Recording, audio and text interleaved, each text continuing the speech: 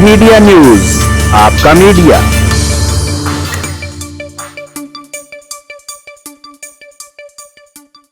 खबर है फैसलाबाद से, जहां पर थाना मिलट टाउन के इलाका भाईवाला में नौजवान ने डाकुओं का मुकाबला करते हुए बहादुरी की मिसाल कायम कर दी।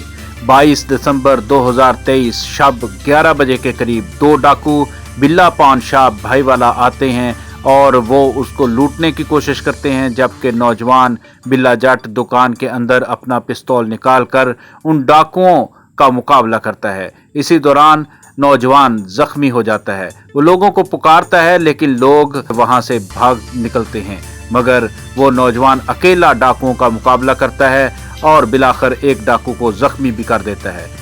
पुलिस ने कमाल महारत दिखाते हुए इस जख्मी डाकू को गिरफ्तार कर लिया है, मगर ये वाकया कैसे हुआ और कैसे नौजवान ने बहादुरी दिखाते हुए डाकुओं को भागने पर मजबूर किया, आइए देखते हैं इस सीसीटीवी फुटेज में।